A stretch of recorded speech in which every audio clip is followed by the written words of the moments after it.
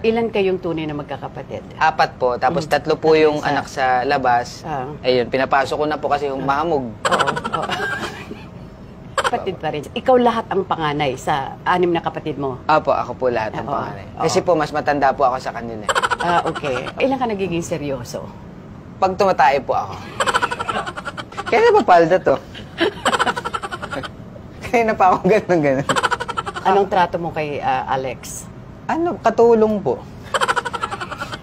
Yan daw kayo ni Piolo ng tigo 1 million na bonus. Opo. Wow. Anong ginawa mo dun sa 1 million? 1 million. Pinigay kay Alex kasi kailangan niya Napaka-generous mo Opo naman. Totoo naman po kasi ganyan po talaga ako mapagkawang gawa. Magmahal. Pero nung kinabukasan, kinuha ko ulit sa kanya. Posible bang ma-inlove si Impoy kay Alex? Yak! Sabi ko naman sa kanya, 2016 pa lang, nung nag-shoot pa lang kami ng kita-kita sa Japan, sabi ko, Lex, pwede bang kung may nararamdaman ka na sa mga panahon na to, ibaling mo na lang sa cameraman. Pinakamatinding pwedeng gawin ni Empoy for Alex? Siguro po bilang yung kaibigan? siguro magupit po ng koko. How do you see yourself 5 years from now?